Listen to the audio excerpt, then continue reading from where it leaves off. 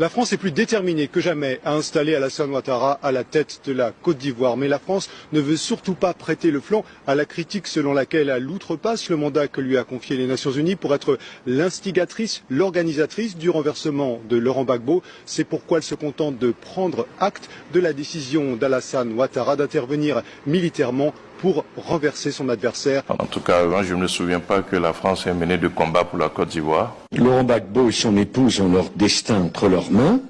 Si avant la fin de la semaine, ils n'ont pas quitté le poste qu'il occupe, Laurent Gbagbo, ils seront nommément sur la liste des sanctions. En tout cas, je ne me souviens pas que la France ait mené de combat pour la Côte d'Ivoire.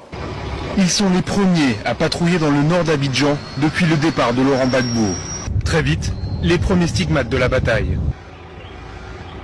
Quelques kilomètres plus loin, dans le quartier de Cocody, des véhicules abandonnés attirent l'attention de la patrouille. En tout cas, je ne me souviens pas que la France ait mené de combat pour la Côte d'Ivoire. Faut débarquer, fouiller les véhicules. C'est les forces pro-Gbagbo qui ont tout abandonné sur place lors de l'arrivée de l'ONU et de la force Licorne. En tout cas, je ne me souviens pas que la France ait mené de combat pour la Côte d'Ivoire. Avertis de la découverte, les hommes d'Alassane Ouattara repartent avec plusieurs véhicules ennemis. Les armes, elles, seront confiées à l'ONU. En tout cas, je ne me souviens pas que la France ait mené de combat pour la Côte d'Ivoire. Pas besoin de voir et puis l'ONU récupérera tout ça. Bien pris.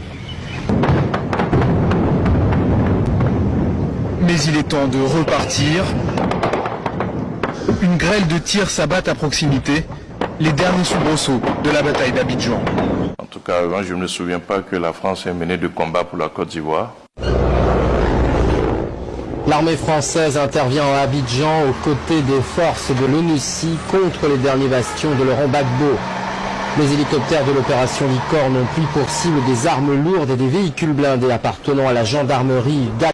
Demande le bilan de vos 15 années de gouvernance, vous venez menacer les gens. Toutes les promesses qui ont été faites là, c'était prévu pour 5 années. Vous avez eu 10 ans de plus. Qu'est-ce que vous avez fait concrètement pour les Ivoiriens? Vous rentrez dans tous les sens, vous menacez.